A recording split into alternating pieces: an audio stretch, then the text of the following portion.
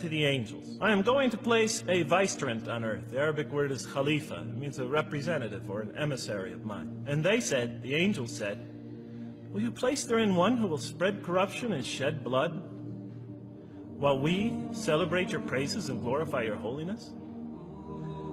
And God said, he said, truly I know what you do not know.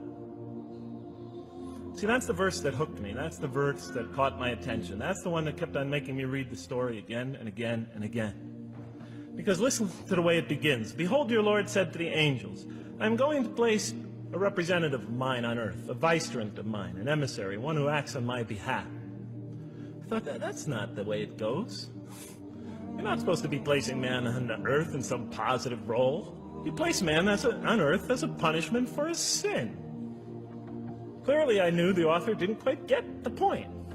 But still, it was an amazing line. But then I come to the next line, and it says, and the angels say, will you place therein one who will spread corruption and shed blood while we celebrate your praises and glorify you? I looked at it again. I couldn't believe the question. I looked at that and I said, exactly. That would be my question. Why would you create this being, supposedly for some positive role, when he's capable of doing tremendous wrongdoing? When he could spread corruption and shed much blood? Why would you create this violent and pernicious creature when you could create angels? As the angels clearly say, well, we, the angels, celebrate your praises and glorify you. They're asking one of the most fundamental questions in the entire history of religion. Why create you, man, this utterly fallible creature, this creature who could rebel against God's will, who could do such tremendous wrongdoing, who could wreak havoc like no other creature on earth, when you can make them angels? That whole question, everything that I ever thought, everything that I ever experienced, everything that I ever knew was in that question. It was as if the author took my life and wanted to pick out exactly the right question to humiliate me, to provoke me, to anger me. Why create man, this most destructive and violent creature, when you could make them angels? And then look at the answer. And he said, God said, truly I know what you do not know. You know, in modern parlance, we would say, I know exactly what I'm doing. I read that and said, what? You know what you do not know? You know exactly what you're doing? Well, please inform me. Tell me what you're doing. You can't just get off that easy. You can't just tell me you know exactly what you're doing. Not after what I've been through. Not after you made me this way. And then I realized, of course, I was arguing with a God I didn't even believe in. And that would happen several times as I read through the Quran. And sometimes I would just get into so agitated by what I read, I'd start arguing with this voice that I'm reading before me, that's calling to me.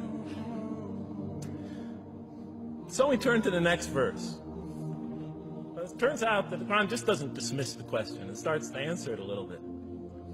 And in the next verse it says, and he taught Adam, God taught Adam, the names of all things. And then he placed them before the angels and said, tell me their names if you are right. So this verse is clearly referring to the previous one. But notice what it says. And he taught Adam the names of all things. So here we see Adam is not only just a creature who knows how to name things, who's acquiring the gift of language, but he's also a learning creature. God is teaching him. Now right here, right in this verse, and it'll come even clearer in the subsequent verses, that the very first thing that the Quran is going to emphasize here is man's intellect. He is a learning creature. He is taught. And what is he taught? What is one of the great intellectual gifts he's given in response to the angel's question? The gift of language. Because through language, mankind can not only learn, but he could learn things not only through his own experience, but he could learn things that other people have experienced of times and places that are hundreds, thousands of years and miles separated from him. And so that all our knowledge becomes cumulative. Every generation learning from the generation before it. I'm learning today from authors I read from other sides of the world that may have existed 2,000 years ago.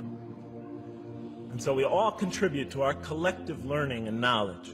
And so what I'll see later in the Quran, And the Quran will emphasize this again and again and again. Like in one verse it says, read in the name of your Lord who created a man out of a tiny creature that clings.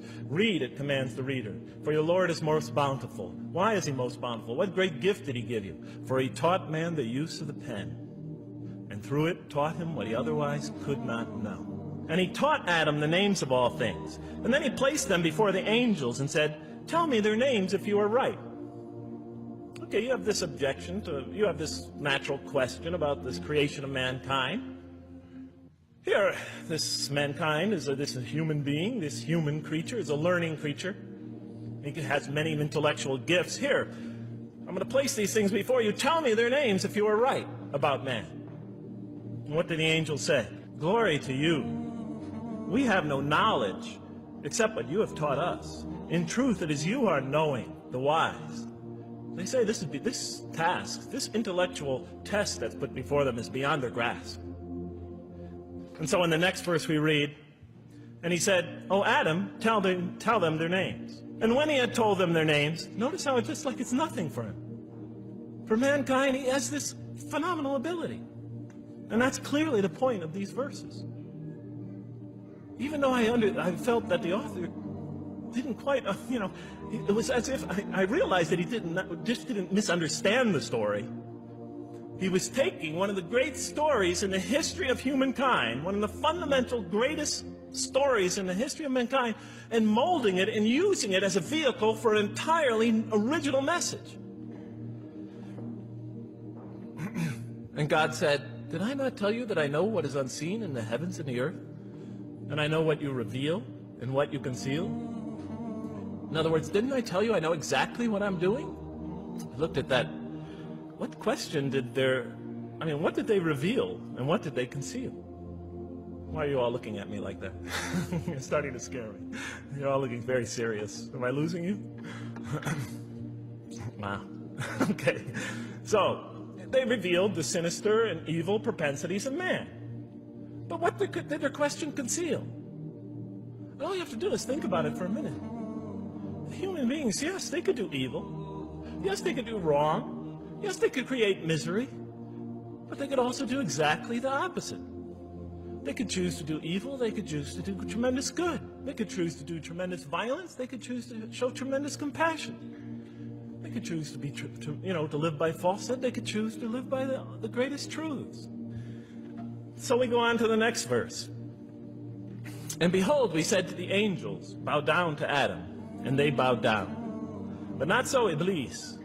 Iblis is like the father of Satan. He refused and was arrogant. He was of those who reject faith. An interesting statement. And notice why Iblis does not bow down. He refuses because he was arrogant.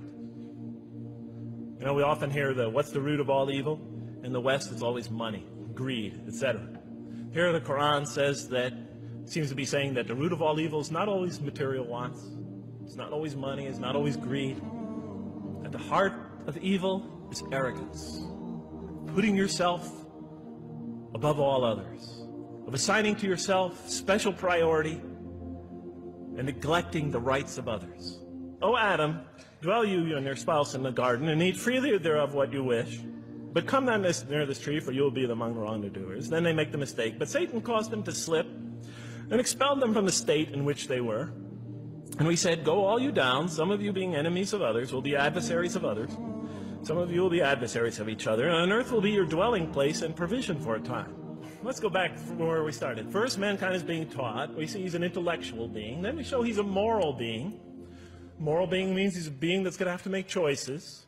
And then God gives him this choice. It's not a huge deal. It's not the gravest sin in the history of humanity by any means. It's minor by any standards. They make it, though. We see that God originally intended to put man on earth as his vicegerent. When does God finally put him on earth? What signals that he's ready to begin? He makes his first independent choice. It's not the worst deed in the history of humanity. It's minor on anybody's scale. But it shows that mankind is ready to act on his own.